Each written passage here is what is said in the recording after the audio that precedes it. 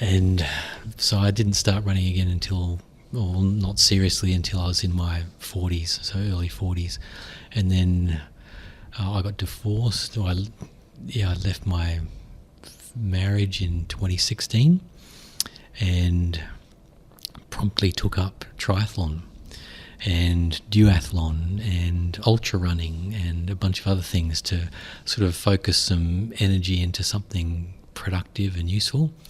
And I had some friends that I joined a triathlon club, and I had some friends that had represented Australia, and I go, how do you do that? And I said, you've just got to go in the right kind of races and do well enough and collect enough points, and then you can apply to be in the Australian team. And I go, so I set about travelling the country, racing in cross triathlon, which is off-road triathlon. So you do a swim in a dam or a lake, and then you run a trail, and then you ride a mountain bike.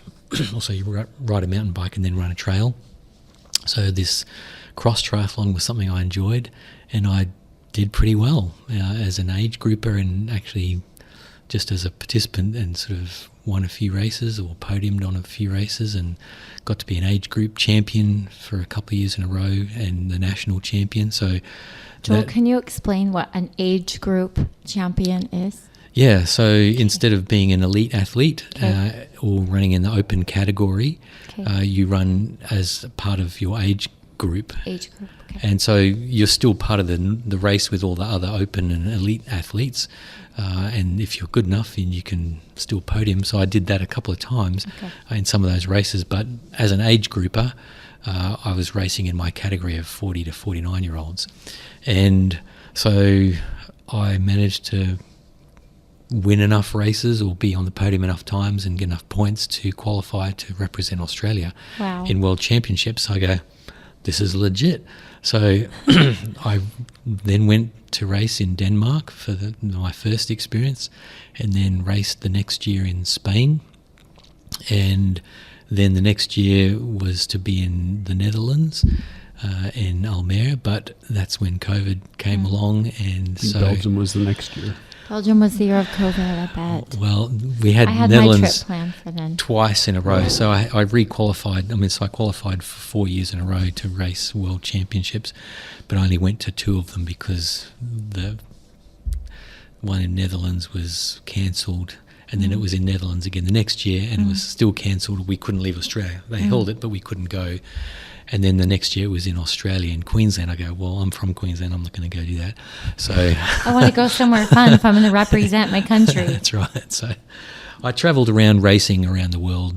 And it's always the 3, trail, swim, and bike.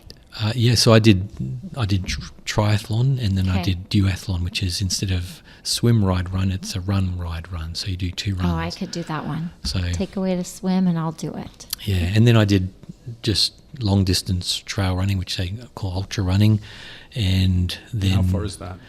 Anywhere from a half marathon up. So a proper ultra marathon is 26 more than 30 k's. So 30 to 160 kilometers or more. Oh, wow. So yeah, so that's the ultras. Yeah, ultras. But like the half. A half be 13 marathon, miles, and then the full will be 26.2. Correct. Yes, but you would do how much of the bike and how much of the run? Can you tell I'm interested? I might do this. Yeah, so don't get me swimming. There's so many different variations of these. So a duathlon, if you do a sprint version, it would be a 5-kilometer run.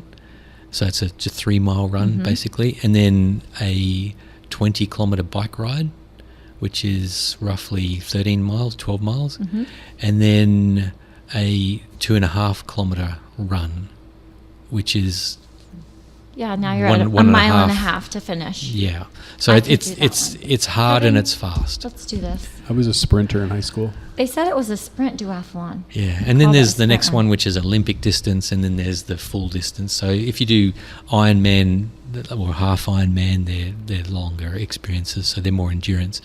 But I used to do lots of different trail ultras was one of the things that I did quite a few of, or just half marathons was probably my specialty. So when you have time, it still takes a lot of time, but time commitment. That's what I always say for halves. Yeah, and so it's just anything that was endurance, running, riding, swimming, those kinds of things. Yeah, and brought you peace and back to where you once were. Sounds like.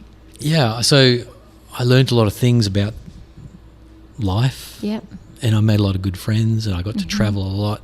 And I did a lot of solo traveling. So one year I decided that I wanted to go and run in epic places. So I Googled epic places to go trail running, and I made a list of 20 of them, and I booked a round-the-world ticket and went for 3 months. Wow. And just went wild and just run hiking through wilderness, taking my backpack and my ultralight tent and things and just running into a forest or a mountain and trail running, hiking and sleeping. And I'm sorry, there's a joke there. Why do you need to buy a ticket? Wouldn't you just run around everywhere? Sorry. Hold on, I had to just say a that. second. No. Do you happen to know a woman named Mina Gooley? I don't know Mina Gooley. She's an Australian, and she broke her back. And I met her in Sun Valley at an event a number of years ago.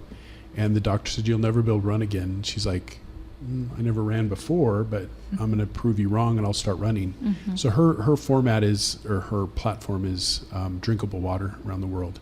So she ran, I think it was 45 marathons in 50 days. Oh my word. And she did it on every single continent. Yeah. And she ran them in places that had no water. We studied her. That's right. And there was this place in Peru where this man had a vineyard, and he had used all the water to pump up the grapes, and he used all the water that the village had, and so it was desolate. And this man lived there, and he noticed all the fog would come off the ocean. So he built these humongous screen doors that went way up in the air, and it would collect the fog and it would drip down, and he started a farm off of the fog water. But anyway, I didn't know if you had come across her or had heard her story, but I've probably heard her story now that you've mentioned that, but I don't believe I've met her. And I think she tried to do 100 in 100 days, and she broke a bone in her leg. And so everybody around the world started running marathons for her every day. So now all of a sudden she's got thousands of people running every day for her. It's kind of an interesting story. Yeah, I like that. And I'm going to be the history nerd here. Do you know why it's called a marathon? No, why? Do you? Marathon. I'm sure I've read it. So there was the Greeks were fighting. There was different armies within Greece, and the people of Athens were fighting in the people of Marathon, and they beat them finally. And so they sent a soldier back to Athens to proclaim their victory, and his name was Phidippides. And he ran the 26 miles back to Athens and told them that they had won, and he collapsed and died. And then that is so in awful. the London Olympics is that real? Yeah, that's just true. In the 1904, the London Olympics. Okay. To have the marathon end at Buckingham Palace, they had to add the 300 extra yards. So that's why it's actually 26 miles and whatever. Oh, the 0.2 was to get to Buckingham Palace. I did that's not all I'm know good that. for here. That's impressive. I'm like the Cliff Clavin of the show. Hey, you know what? If that's true, you don't see this, but we just high-fived across this podcast for Kevin. That's really impressive. So where have been some of those cool places you've run? Oh, well, Tahiti, so on an island called Maoria, and I ran across the island from one side to the other. Oh, cool. And that was actually quite a fun story by itself. Is cool. Do you want me to tell you that story? Wait, Holly, did you go to that with him? Okay. So, I was like, did she take pictures of you running like Forrest Gump? So I ran across I have all night, the so island. You tell as many stories as you feel like it. Well, it's kind of funny because I went there and I was staying on the island of Papeete, near Papeete, and I just was in the middle of just exploring, and I met this girl at a little hostel that I was staying at. She was just a girl from France, a little nurse. She was probably 24. And I said to her one day, because I was there for a week, I said, "How are you getting around?" She says, "I just hitchhike." I go like, "You're 24. You hitchhike? Is that safe?" And she says, "Oh, it's great." I said, "I've never hitchhiked." She said, "Tomorrow you must hitchhike." And I said, "All right." I'm going to hitchhike tomorrow. So I got up in the morning, I put my little run vest on, my little backpack, and I decided I'm going to go across on the ferry to this island called Maoria, and I'm going to run across the island from one side over the top of this volcano thing to the other side. And to get to the ferry port, I decided that I'd hitchhike. So I get out there and I'm standing on the side of the road, and I got my thumb out, nothing. Like almost half an hour goes by and I'm going, people are passing you though, right? I've got to be a young 24-year-old girl in order to get a ride. In order for me to get a ride, I need to be her. So anyway, finally this one guy stops, and he doesn't speak English really well. He speaks French, and I don't speak French real well. And so we were just laughing. I said, papiete. It's a ferry. La mer? He said, oh, yeah. La mer? Yeah. And so he says, we go this way, and he's speaking in French, and I'm just laughing, and I'm speaking English, and he's laughing, and it would sort of get a few words of where we could understand each other. And I just thought, this is really fun. And this is my first hitchhiking experience. I'm going to come back to the hostel and brag tonight. So we drive along, and I'll grab my phone while I'm doing this. Okay.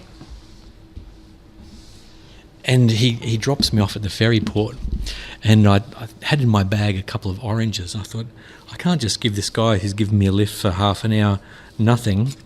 And so I decided to give him my oranges. And I know that's not how hitchhiking works, but that's how it worked for me. Okay. And so I gave him these oranges, and he's like, oh, this is so good. I said, can we take a picture? Oh, yeah. So we took a picture together, and then I got on the ferry, and I took the ferry. It's about, 45 minutes across to this island. And so I go to this island, and all of a sudden I'm going, now I've got to find my way around the island to the other side where this trail starts. Oh, so you can't go backwards over the island. You have to start and go this way. Yeah, because I had to come back to where the ferry was. Find the ferry. Okay. And so I get on this side of the road, and I put my thumb out, and almost the first vehicle that comes past, oh, you want a lift? Yeah. And it was an old man and an old lady. Okay. And they spoke English, which was really helpful. And they asked me, oh, where are you going? I said, I'm going to this pineapple track around the other side of the island. Oh, yeah, we know where that is. And what are you going to do there? I said, I'm going to run across from there back to here. Why? Because that's what I'm here for. I want to explore the island. And so, how long was that run? Oh, kilometers? It's a couple of hours if you do it. Yeah. Okay. So maybe 10 miles to 15 miles. Oh, I can't even remember now, but it's probably nearly a half marathon. Okay. And anyway, so I thought I've got to get to this place, and so they said, "Oh, have you ever been to Tahiti before?" No. Oh, we will show you the island. Okay. I'm going, okay. I've got to get back to the island's ferry by 4:30, I think, because that's the last ferry for the day. Oh, no. So anyway, I'm cruising along and trying to find this wonderful place, but they've decided they're going to take me on a tiki tour of the island. So they take me and show me this beautiful beach. And so here's my first Uber driver, my first little guy. That was him. That's the one you gave the oranges to? Yeah. Okay. And then here's the island that I went to. Beautiful. That's the one you crossed eventually. Yes, and this is the lovely couple that gave me a tour of the island. Oh, that's so great. Showing me the beautiful beaches and things like that. And that is gorgeous water. And then they took me to a little restaurant, and they introduced me to friends. Oh, goodness. And okay. we're like, okay. Yep. And I'm looking at the time slipping away, and then I'm going like, oh, well, I did ask for a ride, and they have been very kind. You can't anyway, say no. So I eventually get to this place, and so I'm running. And in Tahiti, it rains practically every day. So it's volcanic atolls and things. So I'm up on this mountain. I'm going up and up and up. And I'm going, I don't really exactly know where I'm going, but I know that I've just got to go over the top and then down, because it's kind of a circle-shaped island. And there's a ring road that goes all the way around it. So I get over the top and I come down the other side, and I'm looking at my watch and going, oh, there's no way I'm going to make it back to the ferry by the time the last ferry goes. So I just went, I've just got to keep going. I'm committed now. I'll just sleep on the beach or something. So So this is not what a 24-year-old nurse could do, but no. So anyway, I got down, and as I'm coming down through the mountain, I see this kind of farm area, and I came out of the forest, and I've got no shirt on. And I've just been running through the forest. It's been raining, and it's muddy, and I'm just sort of this muddy, shirtless guy running through the forest. And then I come, and there's a little road, and I go, oh, there's a little road here. This is good. So I start running down this farm road through this banana plantation kind of thing, and then all of a sudden there's a four-wheel drive that comes up the road towards me, and I'm running towards it, and we're going like this, and this guy in the vehicle, he's looking at me going like, what are you doing? What is this? Like, who are you? Where are you come from? Where did you come from? Yes. And so he stops and he looks at me, his window's down, and I say to him, La mer? I missed the La mer. I'm trying to find the ocean, like the sea. Where's the sea? La mer, this way? Yes. And I go, cool, ciao. And then I run past. He's like, I don't know what that was, but he kept driving, and I ran that way. And I eventually got to this long straight road, because in this island there's big long straight roads that go from the ring road up, and there's people's houses off to the side. And I get to the end of this road, and there's an LDS chapel at the end of the road. I go, oh, I know what that is. My daughter had served her mission in Tahiti, so she'd served on that particular island, which is how I knew about it. And so I think, oh, maybe they'll know my daughter that when she lived here. And so I run in there, because I'm trying to figure out, do I have to turn left or right from where I am to get to the ferry, because I'd lost my bearings. And anyway, so I see these people doing a cleaning at the chapel, and so I run in there, and I've still got no shirt on, and I'm just carrying this stuff, and they're looking at me like, oh, like, what is this? And so I asked this guy, I said, you speak English? And he said, yes. I said, oh, good. Which way is the ferry? This way or this way? It's a long way. Oh, okay. It's okay. But is it this way or this way? It's a long way. No more ferry. And I said, I know the last ferry's gone, but is it that way to the ferry or this way? It's a long way. And I go, all right, I get it. That's a long way. And I said, I'm just trying to get there. Why do you want to get there? I said, because I need to get back to the other island. And he says, no more ferry. I said, yes. He says, what will you do? I said, I sleep on the beach. He says, no. And I go, no what? No sleep on the beach. Okay, well, I have to go that way anyway, so I'll figure it out. He says, you wait here. And anyway, he figured out that I was a member, and I tried to show him a picture of my daughter. No, don't remember her. And so he comes back and he says, you wait. And I said, okay. And then what? And someone will come get you. Oh, okay. And what will they do? They will take you. Oh, to the ferry? No. Oh. Anyway, so I waited, and some people came and picked me up and drove me to a house. And he said, the man and the lady said, you will stay here tonight. Wow. Okay. So this is the family whose house I stayed in. Wow. They took me to some members of the church, and they gave me a place to sleep. They let me sleep in their bed while they slept on the couch, and they gave me a meal. And that was the funny thing, because before I could have any food, I had to have a shower. I was all filthy. Sure.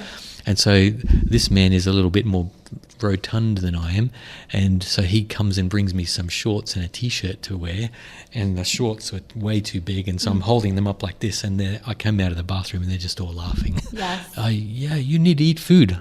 Yeah, okay. So lot then of food. They gave me a lot of food, and then took me the next day to the ferry and bought me a new ticket that's on the fast ferry so I could get back sooner. And that was my first hitchhiking experience. Yeah, so that was one of the cool places I ran. You met so many people. What a wonderful country. What a wonderful islanders.